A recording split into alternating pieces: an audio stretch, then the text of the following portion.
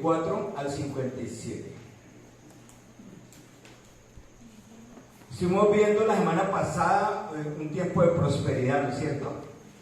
Pero ese tiempo de prosperidad queda atrás. Fueron 7 años de prosperidad. Conocimos a un hombre de Dios llamado José, que fue muy estratégico, ahorrativo, un administrador tremendo, un hombre íntegro para manejar el dinero, íntegro en su sexualidad, íntegro en cuanto a la sinceridad con Dios, y eso lo llevó a que un presidente, por decir algo, de una nación lo nombrara vicepresidente y lo expusiera ante el pueblo y dijeran: vea, después de mí, él, todo lo que quieran saber, con él. Cuando llegaron los 7 años de prosperidad, supo guardar, supo ahorrar, y bueno, qué bonito aprender de ese hombre. Egipto estaba advertido que pasaría otro evento, eran 7 años de escasez. Ellos ya sabían que iba a suceder esto, y a través de José fue advertido. Ustedes ven los hombres de la Biblia, todos ellos han sido usados como advertencia para situaciones que pueden llegar a suceder. Lo anunciaron los profetas, 17 profetas, ¿no es cierto?, anunciando lo que iba a suceder incluso hoy. Bueno, podemos ver muchas partes de la Biblia que tú las abres hoy y dice: está sucediendo hoy mismo cualquier cantidad de cosas que están, y van a suceder dentro de poco, cosas que el hombre no se imagina. Me encanta verlo como lo dice Daniel en el capítulo 12, que dice que habrá angustia cual nunca ha habido desde que hay gente en la tierra. Y estamos hablando de una historia bíblica de 6.000 años, donde el primer hombre fue creado. Hasta hoy han pasado 6.000 años, y si el Señor dice que la angustia, que lo que sucedió en el diluvio, donde murió toda la gente y quedaron solo 8, si dicen que la destrucción de Sodoma y Gomorra, que hoy en día están los vestigios allá en el Mar Muerto, si dicen que murieron 50, 60 millones en el Holocausto nazi, otros 60 millones que murieron por la peste bubónica o la peste de las ratas, que acabó con el 60% de la población europea, y en las diferentes guerras que se han vivido. Si Daniel dice que lo que viene es peor que eso, yo no quiero estar acá, yo no sé ustedes, pero no queremos pasar ese tiempo, y aún así el Señor da solución para que los hombres que atiendan su llamado no tengan que pasar por ese tiempo. Y creo que los que estamos acá son la gran mayoría, ¿no es cierto que sí? 7, 8, parece otro para que sea conmigo. 9. Muy bien, vamos bien hasta ahí, sí. Veremos varios aspectos en cuanto al hambre y la escasez. Hoy no le vamos a echar la culpa al gobierno de turno, pero el hambre y la escasez se va a recrudecer en estos tiempos mucho más. La reacción de unos como de otros. ¿Cómo reacciona la gente ante el hambre y ante la escasez? Los entendidos reaccionarán de una manera y los no entendidos de otra. Veremos lo que hay detrás de cada episodio desde la perspectiva humana y divina. 2 perspectivas diferentes. ¿Cómo reacciona el hombre ante la escasez y el hambre? ¿Y qué dice Dios sobre esa situación? Vamos a empezar con Génesis 41, 54 al 57, si alguien quiere leerlo. Gracias. Amén. Y comenzaron a venir los 7 años del hambre, como José había dicho. No dice los juegos del hambre. ¿Listo? Dice los 7 años. Bueno, no va a irse a que el que mantiene viendo películas se equivoque. Como José había dicho, y hubo hambre en todos los países, mas en toda la tierra de Egipto había pan.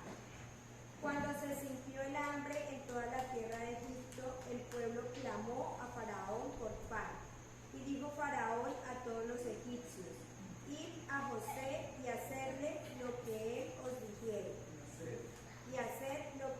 hacerle, lo acaban. hacer lo que él os Hacer. dijere. Y el hambre estaba por toda la extensión del país.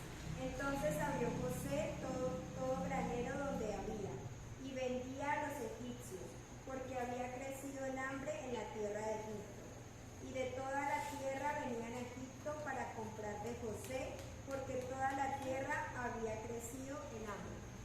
Bueno, toda la tierra, estamos hablando, cuando eso es una especie de eufemismo, ¿no es cierto? O cuando dice totalitario, toda la tierra no está hablando en sí de todo el globo terráqueo, sino de la porción, porque recuerden que en aquella época no toda la tierra estaba habitada. Entonces está hablando de toda la tierra que estaba junta, sobre todo la parte que aparece en la Biblia, todos esos países. El único país que tenía provisión era Egipto. Del resto, todos empezaron a sentir hambre. Aquí hay dos clases de personas o conductas. Una de ellas son las personas que se aprovisionaron, fueron sabios y se prepararon. Y acá se habla mucho sobre lo que es tener el colchoncito, ¿no es cierto? Y ahorita todos dicen, pues pastor, yo tengo un colchón en la casa. Pero estamos hablando de un colchón económico, de ahorrar, de no gastar, de no andar elegantemente endeudados, ¿no es cierto? De no estar comprándole a la vitrina del mundo a toda hora, porque hay mucha gente que considera que siempre le va a ir bien, que nunca va a tener escasez, y cuando llega ese momento es cuando reacciona diferente. Entonces, al ejemplo de José es bueno tomarlo, ¿no es cierto? Y la otra parte, los que ni se dieron cuenta o ni se dieron por enterados y les llegó el momento y los tomó por sorpresa. Pregunta, ¿los ha tomado por sorpresa una escasez? ¿Y cómo se siente eso? Y si uno no está preparado espiritualmente, ¿cómo es la reacción? Desespero, ¿no es cierto? La gallina sin cabeza comienza a correr por todo lado, a pegarse contra las paredes. Y así seguramente antes de Cristo vivíamos eso. Yo considero que después de Jesucristo en las vidas de nosotros ya las cosas han sido diferentes, pero aún así una escasez logra inquietar al cristiano, logra inquietar. De eso se trata el día de hoy, ¿listo? ¿Qué factor fue determinante para que Egipto actuara de una forma y el resto de la tierra de otra? Pues primero, ¿quién? Dios. Y segundo, un instrumento de Dios, que fue José. Dios, José solo no hubiera podido. Entonces Dios, usando a un hombre y dando unas estrategias, advirtiendo y siendo usado en un don espiritual, en ese caso revelando un sueño, y fue maravilloso. Ya hablamos acá de los sueños, que hay que tener mucho cuidado con estos sueños, que no siempre dicen algo, muy rara la vez dicen algo, pero sí manifiestan alguna conducta errónea en su momento. Entonces Dios, José y personas que escucharon a José. Porque también el faraón puede haber dicho, no, usted es muy chicanero. Lo ocurre aquí, Egipto siempre había tenido abundancia. ¿Cómo va a decir usted que vamos a tener 7 años de hambre? Pero no, también Dios permitió que los corazones del faraón, seguramente cuando hablan de Ramsés II, Ramsés III y todas esas estatuas que ya están encontrando hoy en día enterradas allá al pie de las pirámides, sean de esos que se está hablando. Aquí podemos ver que muchas personas de Egipto, aunque no eran creyentes, terminaron beneficiadas. Los que no quisieron escuchar es el otro grupo. Escucharon y no creyeron tal vez, o no escucharon, o escucharon y no creyeron. Así le pasa al pueblo cristiano, ¿sí? No escucharon, porque una cosa es recibir los sonidos y otra cosa es dejar que entren al corazón. Hemos escuchado muchas cosas, muchas veces, muchas advertencias que Dios nos ha hecho y han pasado de oído a oído. Y pocas veces, en vez de cruzar derecho, bajan hasta el corazón. Y cuando bajan al corazón de hombre, se pueden quedar ahí y pueden ser entendidas. Y eso seguramente nos ha privado de muchos males y de muchas circunstancias, muchísimas. Entonces están esas personas, solo creían en los hechos y decían, todo esto está bien, pero no sean tan dramáticos, no sean legalistas, no sean fanáticos. ¿Cuándo más antes se había hablado tanto de los últimos tiempos sino en esta época? Cuando el Señor dice hace 2000 años que como en los tiempos de Noé, pues en esa época no estaban sucediendo todas las cosas que hoy nuestros ojos ven y nuestros oídos escuchan. Hace 2000 años había circunstancias difíciles, había persecución, habían ciertas enfermedades, había prostitución, había ambición, muchas cosas, pero si lo relacionamos con lo que hoy estamos viviendo, por favor, se lo lleva 100 a 1, todo lo que estamos viendo hoy en día. Entonces el Señor advirtió en el capítulo 24 de Mateo, como en los tiempos, así será la venida, porque todos estarán casándose y dándose en casamiento, se estarán viviendo sus propias vidas, bebiendo, comiendo, comprando y vendiendo. Y así está la sociedad distraída en lo suyo. Y así dice la palabra. Es en ese momento cuando Jesús va a sorprender a la humanidad y va a volver. Y por eso estamos hablando de que si la tierra tiene hoy más o menos unos 8.000 millones de personas, y la palabra dice que serán muy pocos. Serán muy pocos. ¿Cuánto crees tú que es pocos? Hoy más o menos con lo que medio conocemos, por cifras, por todo esto, podemos hablar de unos pocos, unos... ¿6.000 qué? ¿Cuánto? No, si son 8.000 millones de personas, un promedio de unos pocos puede llegar a ser, póngale 800 millones de personas. Tal vez, quién sabe si llegue a 1.000 millones de personas. Para toda la población que hay. Porque si ustedes van al almanaque mundial y ven las cifras que hay de religiones, estamos hablando de más de 2.000 religiones en el mundo, 2.000 religiones, 2.000 creencias, no 2.000 iglesias, 2.000 creencias. Solo hay una que es bíblica. ¿Saben cuál es? Pues la bíblica. O sea, la que sigue las bases bíblicas, llámese como se llame la iglesia, que sigue las bases bíblicas, esa es la que el Señor dice. Y si ustedes ven, pues ni los mahometanos, ni los budistas, ni los krishnas, ni los testigos de Jehová, y pare de contar una cantidad ahí que no son personas que vivan la palabra de Dios, le enseñen y procuren vivirla y eso es lo que va a pasar. Entonces podemos hablar de un promedio entre 800 y 1.000 millones de personas. Aquí vemos cómo la presencia y sabiduría de un hombre de Dios puede beneficiar a una gran parte de la humanidad. O sea, yo veo Zenaida está beneficiando a esta dama. Esperamos y lloramos al Señor que el corazón de ella caiga de rodillas al Señor. Ella va a decir, se va a acordar de Zenaida, no por lo que ella le debe. ¿Le debe? ¡Ay, sí le debe! La profecía. Se va a acordar porque va a decir, como aquí más de uno dice, a mí me invitó tal persona, a mí me habló de Jesús tal persona, y pasan los años y uno todavía, ¿no es cierto? Uno todavía se está acordando. Entonces ella va a decir, me beneficio. Entonces, ¿cuál es? Una persona, un hijo de Dios, un siervo de Dios, puede beneficiar a una gran cantidad de personas. Un siervo de Dios que vaya a un hogar, una pareja que esté ya irremediablemente, dice el mundo, confinadas a la separación, al divorcio, una persona lleva el evangelio y ese hogar se puede restaurar. Después de que la comisaría, la policía, los bomberos, todos ellos decían, no hay arreglo para esa familia. No hay arreglo para esa pareja, pero el Evangelio llega y le muestra la luz.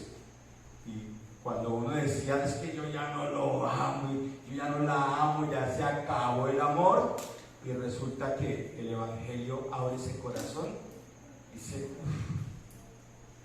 estaba de ciego, de ciega, claro que la amo, claro que lo amo, vamos a intentarlo de nuevo.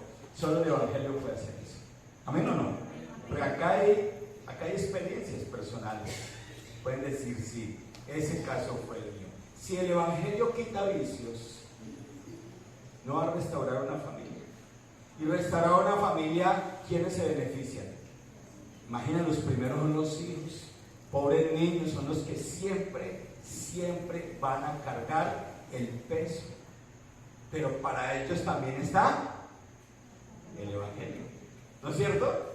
Siempre, no importa la dificultad, el Evangelio sana. Él murió por nuestras enfermedades, y en especial ese texto habla de las enfermedades del alma. Por encima de las enfermedades físicas, y el alma sí que mantiene enferma. Debería haber una EPS para el alma. El que la cree, mejor dicho, de llena de plata.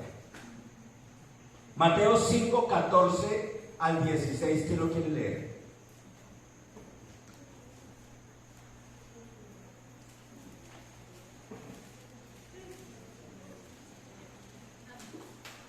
Mateo 5, 14 y 16. Vosotros sois la luz del mundo. ¿Quiénes somos la luz del mundo? Los cristianos. Una ciudad asentada sobre un monte no se puede esconder. Ustedes se paran ahí, los que conocen Bogotá, se paran ahí en la séptima. Sí, más o menos hay algunos que conozcan Bogotá y sepan dónde queda la séptima. La Caracas, la décima. Se paran ahí y ustedes que van hacia allá, hacia el oriente, Monserrate, ¿no es cierto? Y Monserrate mantiene las luces prendidas. Entonces es difícil que uno se pare ahí y no vea Monserrate. Es exactamente lo que está diciendo. Una ciudad asentada sobre un monte, ¿no qué? No se puede esconder, se va a ver de lejos, se va a ver que arriba en Monserrate hay luces y hay edificaciones y hay una iglesia católica, ¿no es cierto? Sigue. Ni se enciende una luz y se pone debajo de una nube. Digamos lo de una mesita de noche. La lámpara uno nunca la mete debajo de la cama. Yo no sé si habrá alguno. Es una lámpara y la mete debajo de la cama. Para buscar ratones, ¿no? Porque no, siempre, la lámpara siempre va arriba, para eso. Sigue. Sino sobre candelero que alumbra a todos los que están en casa. Eso, qué bonito. Está hablando de aquella época, ¿no? Así alumbre vuestra luz delante de los hombres, Adiós. para que vean vuestras buenas obras y glorifiquen a vuestro Padre que está en los cielos. Amén. Ahí no está diciendo prendan la luz cada que alguien esté necesitado. ¿No dice eso? No. Dice mantengan su luz encendida. Por si alguien está necesitado. Es diferente. No es que yo voy a compartir la palabra tal y presiono el switch y prende la luz y empiezo a hablar de Cristo. No, hay personas que te están observando. Tú de pronto entras y dices, este o esta está yendo a una iglesia cristiana X y he visto que ha cambiado. Lo veo como un comportamiento diferente. Hombre, no se les ve en otras cosas. Entonces ya hay luz. Ahí hay una luz. Entonces esas personas, el día que entran en una angustia, en una tristeza, en una circunstancia, en el caso de hoy, de hambre, de escasez o lo que sea, puede que le echen mano a esa persona, y como el Señor es el que orquesta todo, permite que se encuentren de alguna forma. Y permite, y yo sé que a usted le ha pasado, permite que se abra el diálogo. Permite que se abra el diálogo y tú empiezas entonces ahora sí a compartir lo que Dios te enseña. Pero porque eras sucia, si tú dices voy a una iglesia y el link es allá afuera, esa persona no se va a acercar nunca a ti, va a salir corriendo. Que ni hasta ni me le acerco, peligroso. ¿Sí se dan cuenta? Entonces, ¿qué es lo que no dice acá el texto? enciendan la luz cuando van a predicar, cuando van a hablarle a alguien, o enciendan la luz cuando entren a la iglesia. Acá espirituales, allá diablillos. Dice, mantengan la luz de Cristo en sus corazones encendidas, que Dios sabe quién anda por ahí necesitado. Y el día que esa arrogancia caiga, como cayó la de nosotros, algunos de nosotros estaremos cerquita para decirle, te tengo la solución. Hermano Pedro, ¿vas a hablar algo? Que pues a veces sin necesidad de ir a predicar, como usted decía, o terminamos acercándonos, o muchas veces nuestras actitudes terminan es afirmando sus conceptos que tienen de iglesia, dejándolos cada vez más. Sí, terminamos siendo opositores del evangelio que defendemos, aparentemente. El propósito detrás de cada situación de escasez, vamos a ver la palabra de Dios que nos habla sobre ese propósito detrás de cada situación que vive la humanidad, incluso que viven los cristianos. Y quiero que sepan que no solo, aunque el contexto de hoy es escasez física, material, como le llame, porque así lo presenta la palabra, también yo quiero hablar de la escasez espiritual. Y creo que entonces están inmersas las dos ahí, ¿listo? Partamos de la base que Dios no desea que nadie sufra por hambre o por escasez. Dios no es el culpable del hambre de los africanos. Dios no es el culpable del hambre de los haitianos, que es el país más pobre casi que de todo el mundo, o uno de los más pobres. Dios no es el culpable de lo que llaman pobres, para nada. Si uno se pone a investigar esa vida, o la vida de aquellas personas, ustedes ven en África, y el 90%, entre el 80 y el 90% hoy en día, son personas que practican la hechicería. Así que Dios no es el culpable de que ellos estén desviados de Dios. Y hay un 20% más o menos que han sido evangelizados. Son personas que van poco a poco brotando y saliendo adelante y en cierta forma prosperando en sus vidas. Pero el resto siguen ahí matándose, porque se matan entre tribus y eso jamás va a salir por la televisión si tú no lo investigas antes. Pero hay unas matanzas increíbles cada día entre esas tribus. ¿Quién los pone a matarse? El enemigo. Y eso sí no sale. Dios no es el culpable de eso. Así de sencillo. En Génesis 1, 27, 31. Quiero leer lo más rápido posible para que nos rinda. Génesis 1, 27, 31. Dice, y creó Dios al hombre a su imagen, a imagen de Dios lo creó varón y hembra los creó. Y los bendijo Dios y les dijo, fructificad y multiplicaos, llenad la tierra y sojuzgadla, y señorear en los peces del mar, en las aves de los cielos y en todas las bestias que se mueven sobre la tierra. Y dijo Dios, he aquí que os he dado toda planta que da semilla. Toda. O sea, había hierbabuena, toronjil y manzanilla. Mangos, guamas, aguacate. ¿Sí? Toda planta que produce semilla para. Toda se la dio Dios. ¿Sigue? Que esté sobre toda la tierra, y todo árbol en que hay fruto y que da semilla, os serán para comer. Y a toda bestia de la tierra, y a todas las aves de los cielos, y a todo lo que se arrastra sobre la tierra. Hasta culebra podían comer si querían. Sí. En que hay vida, toda planta verde les será para comer, y fue así. Bueno, lechuga, espinacas, acelgas, frijoles, habichuelas son tan deliciosas. Y vio Dios todo lo que había hecho, y he aquí que era bueno en gran manera. Y fue la tarde y la mañana el día sexto. Vio Dios que era bueno, y Dios vio que eso era bueno, darle todo al hombre, y sabe que le abrió la nevera terrenal. Es una nevera completa, es un supermercado. Y vea todo.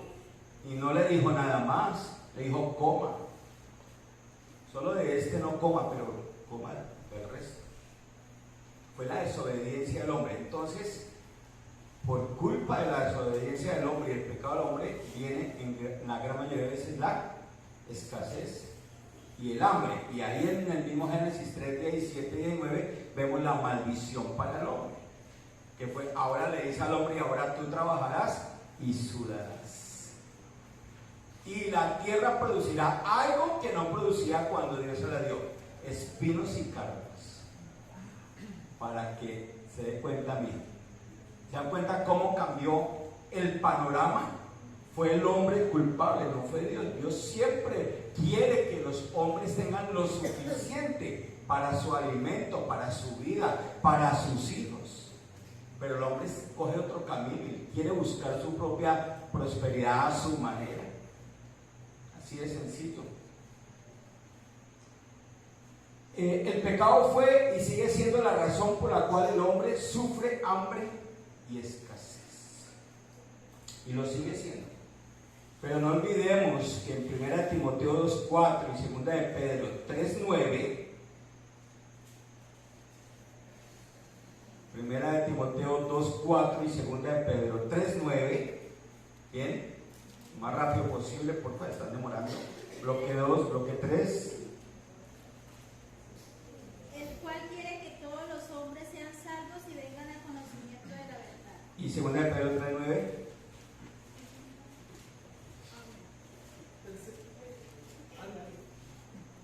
Una pelea. El Señor no retarda su promesa, según algunos la tienen por tardanza, sino que es paciente para con nosotros, no queriendo que ninguno perezca, sino que todos procedan al arrepentimiento. ¿Cómo se relaciona, a ver si cómo se relacionan estos dos textos con el tema del hambre y la escasez?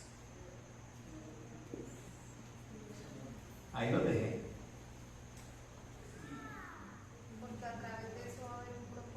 Porque a través de eso, del hambre y de la escasez, lo que Dios quiere es llevarnos nuevamente a reconciliarnos con Él. O sea que si bien es cierto, el pecado es el causante del hambre. Ustedes van por allá a las lomas de Bogotá, las colinas, ustedes van a Ciudad Bolívar. Hombre, la pobreza es increíble. Por allá nunca vamos, pero un día los invito. Eso sí, vamos con chaleco antibala y si nos prestan una pistola, pues mejor. Pero la pobreza es increíble. La pobreza, ¿y qué día hablábamos? Que Dios le pone límites al hombre. Bueno, ¿por qué la gente edifica a las orillas de los ríos? Sus casas. ¿Sí me entienden? Va más allá de los límites. ¿Por qué edifican en lugares donde la montaña está para venirse para este lado? ¿Por qué invaden?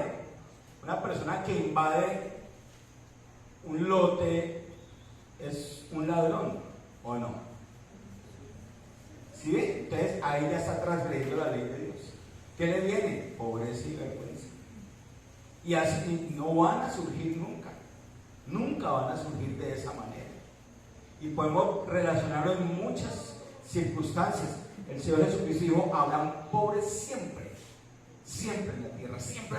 Pero no porque Dios quiera que hayan pobres, sino porque la gente misma es la que se empobrece con su conducta.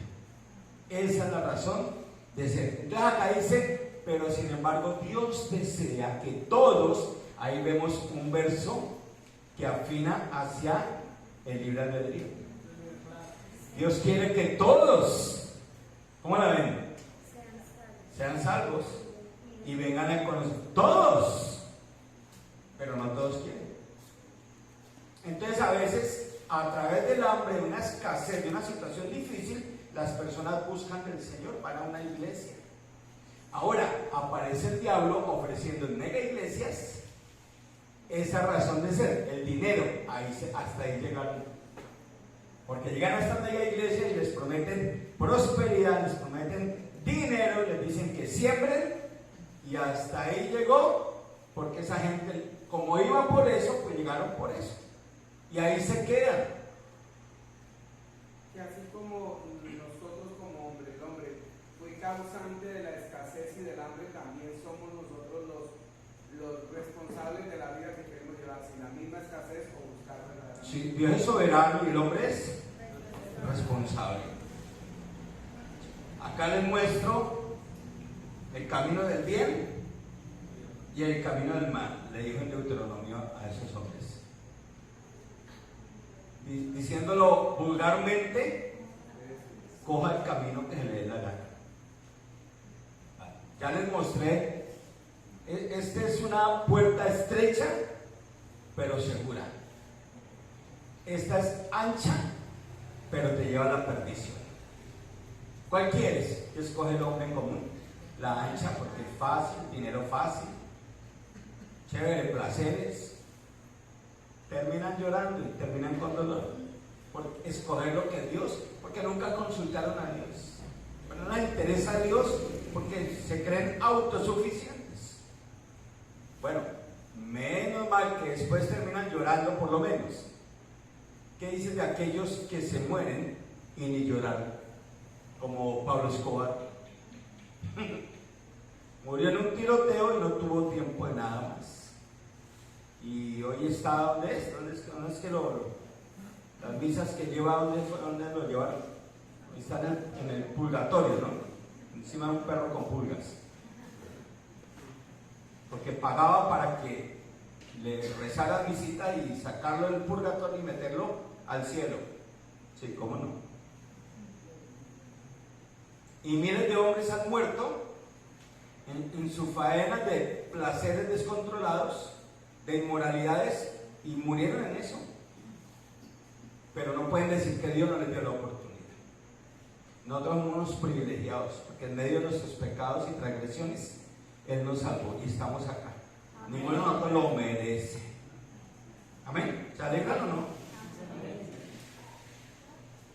Continuemos. Él no inventó los árboles del Edén y al diablo para que el hombre pecara y sufriera.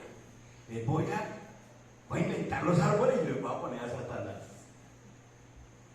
Y voy a poner un corazón bien frágil. No.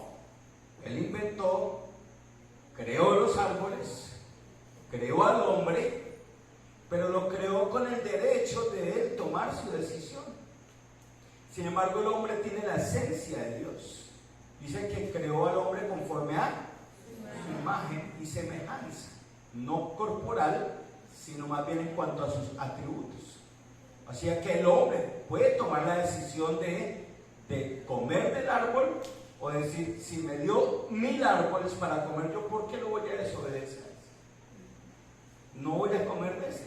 Tiene la oportunidad, él no lo hizo. Otro texto para el libre albedrío. Hoy en día es lo mismo. ¿Cuántos árboles hay allí donde Dios ni se lo coma? Ya todavía queremos llenarnos con esa vitrina. No lo haga, no lo haga. ¿A alguien le está hablando Dios hoy? O ya lo hizo y está sufriendo las consecuencias. No haga eso. A usted le parece bonito, a usted le parece chévere, a usted le parece que no va a pasar nada. Pero yo siempre les he dicho que Satanás nos trae regalos siempre unas envolturas hermosas. Ayer hablaba con la hermana Rosa, está por acá, hermanita Rosa. ¿Sí? Anoche hablábamos, ¿no es cierto, mi hermana? Y te hacía la aclaración de cuando el pescador se para en la orilla y él tira su caña de pescar o su anzuelo y se hunde el anzuelito. ¿Y qué lleva la pitica esa? ¿Qué lleva el nylon en la punta? Un anzuelo. ¿Y qué lleva el anzuelo? Y qué pescado tan estúpido, ¿no? ¿Por qué no se da cuenta que eso lo hago? ¿Es para comérselo? No. ¿Saben por qué? Porque el pescado solo ve la carnada, lo apetitoso. Me mandaron un gusano, de los verdecitos. Quedó. Bueno, ahí hay un pescador que no se ve, pero que está mirando a ver a quién pesca. Hoy el Señor les está hablando. Por ahí anda el pescador y está mandando anzuelito y tú dices, pero yo no le veo nada de malo. ¿Cuál es el problema? Bueno, exactamente igual que el pescado tonto que mordió el anzuelo. Y ojalá sea por ahí una bagrecito. los grandes. ¿Estamos reconociendo o no? Bueno, ¿y cuántas veces hemos mordido el anzuelo? ¿Y qué ha pasado después? No me digas que no te pasó nada. Mordiste el anzuelo y no, me lo saqué. Listo. No, duele. Sacarlo duele. Y quién sabe cuánto dolor. Y muchos abandonan las iglesias por tomar esa carnada y ya después como que se adaptan a esa carnada o les da, o el enemigo, como también dice la palabra, que es el acusador de los hermanos, ellos no vuelven a las iglesias porque el enemigo va a decir: usted que va a volver allá, mire cómo la embarró, mire todo lo que hizo, o que va a volver allá, cuando usted estuvo allá, ¿qué sacó? Nada, porque no ponía su mente en la parte espiritual, sino en otras cosas. Pero siempre el Señor es un caballero, ¿no? Está siempre invitando, y más en estos últimos tiempos. Él quiere que nadie sufra, que no tengas escasez, que tengamos todo lo necesario, pero Dios quiere que primero el hombre llegue a sus pies, antes de ir a bendecirle en cualquier situación. Mira lo que dice 2 Corintios 9, 7 al 8. 2 Corintios 9, 7 al 8.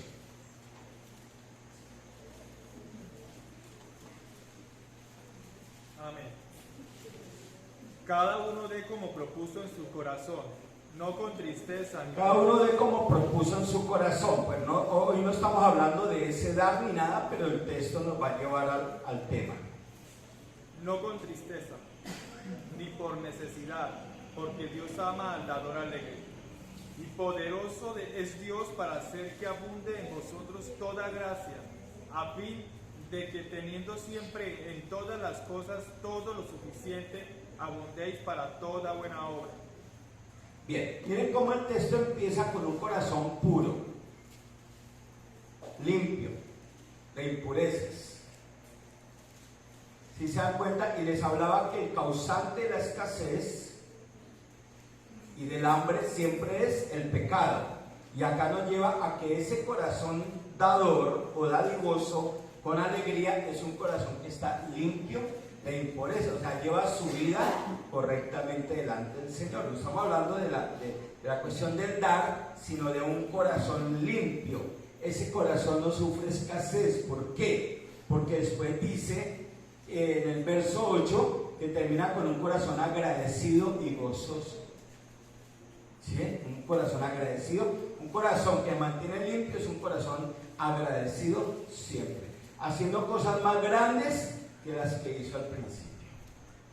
Así que ahí en ese corazón, en esa alma, en esa persona, no va a haber esa escasez, por lo menos una escasez que contagie a la persona, porque hay momentos de recorte en que los buenos siervos de Dios no se alteran para nada. Y lo vimos con José en la cárcel, era el mismo. Dios lo subió allá y era él mismo. ¿Qué tenía? ¿Qué clase de corazón tenía? Puro, limpio, dado para el Señor. Y sobre todo cuando el proverbio nos dice que sobre toda cosa guardada guardemos nuestro corazón, porque de él mana la vida, de él mana la paz, la tranquilidad. No importa la situación externa, tu situación interna es la que importa para responder como Dios respondería a la situación de él. Un corazón limpio responde como respondería Dios. Un corazón con impureza va a responder como responde el dueño del ego. Está afanado, preocupado, alterado por la situación, qué sé yo. Muchas cosas pueden llegar a pasar. Dice la palabra: da sin medida y te darán sin medida. ¿Quién da sin medida? Nunca miras lo que vas a dar, porque tienes un corazón limpio. Entonces vas a dar un abrazo, vas a dar una palabra, vas a ir a predicar la palabra de Dios. No te importe, no andes de 4 a 5 y la persona apenas, escasamente está empezando a soltar su corazón, y el que está evangelizando dice: ya, qué pena, son las 5, me tengo que ir. Apenas está empezando el proceso de familiarizarse, dar confianza, de que tú empieces a compartir la palabra. No, son las 5, nos vemos la otra semana. Mire, la otra semana ya el diablo la ha comido con papel. Y ya vas, te cierran la puerta, no te reciben. Es ahí donde está dando Dios la oportunidad de hacerlo. Entonces, dar sin medida. Nunca mida lo que le vas a dar a otra persona, sea un abrazo, sea una palabra, sea una alegría, sea lo que sea. Así empezó el corazón de José, sin deseos de venganza. Él no llegó a la cárcel, y mucha gente que llega a la cárcel, ¿qué llega a hacer? A delinquir desde allá. Todos lo sabemos, ¿no es cierto? La gente que llega a la cárcel está pensando en cuándo sale para vengarse. José llegó a la cárcel y siguió como si nada. Siempre ahí delante de Dios, contento con lo que tenía y afrontando cada etapa de su vida sin desmotivarse, porque sabía que Dios estaba con él. Mira, Génesis 39:2 dice, y Dios estaba con él. Génesis 46, y Dios estaba con él. José era un dador alegre, siempre y en todo. Siempre. José no dijo, ese no es problema mío, o allá, ¿quién los manda que les haga superar sus problemas? Cuando los hombres de la cárcel, mire, leámoslo, 46 de Génesis, que me sorprendió cuando lo que José ve, que es lo que muchos cristianos no ven, tristemente. 46. Dice, vino a ellos José por la mañana y los miró, y he aquí que estaban tristes. Miren, eso es lo que muchos cristianos no ven, la tristeza y la necesidad de la sociedad. ¿Sí se dan cuenta? Que mantenemos casi que iguales a ellos, corriendo para aquí, para allá, preocupados pero cuánta tristeza hay aquí, cuánta necesidad. Y vuelvo y repito, el Señor dice que nosotros somos luz, pero nos da por encender la luz cuando tenemos en el cronograma una cita. Ahí sí encendemos la luz. Pero cuando tú vas a comprar el pan o la cebolla o la alberja allá donde los malucos, allá puede haber una persona que esté ahí parada y puedes sentir como sintió José. Dios llegó y los vio que estaban tristes. Había en ellos una tristeza especial. Creo, si no me equivoco, que el verso siguiente da la otra parte. ¿Qué dice? Creo que es ahí. ¿Qué dice el siguiente? Y él preguntó a aquel... Vean, ahí. Y él preguntó, ¿por qué están tristes? Ahora también está el cristiano que ve la tristeza, ve la necesidad de los demás y se queda callado porque tiene otras cosas que hacer. No va y sea que le pregunte y diga, ay, hábleme del Señor. Y estén de mucho afán. ¿Puede pasar? Claro. No estamos dispuestos a dedicar, eso es ser dador alegre. Hay que dar un buen tiempo, suprimir cosas de nosotros, porque a la final es el mandato, es un imperativo, es un mandato, una orden. No te digo, somos súper obedientes. ¿Amas a Dios? Sí, lo amo mucho. Entonces haz lo que te mandó. ¿Y cuánta gente ha pasado por el lado de nosotros con miles de desgracias como la que nosotros un día tuvimos? Y si esa persona, cuando nosotros estábamos en gran angustia, no se hubiera acercado a nosotros como José, nos hubiera visto en tristeza como José y nos hubiera preguntado, ¿qué te pasa?, no estaríamos acá. ¿Qué te pasa? ¿En qué te puedo ayudar? ¿Sí? Y tenemos mucho en qué podemos ayudar, bastante, pero no queremos compartir eso. ¿Cuánta gente se beneficiaría de ese mensaje hermoso que un día nos dieron a nosotros? ¿Les está hablando el Señor? ¿O los está durmiendo?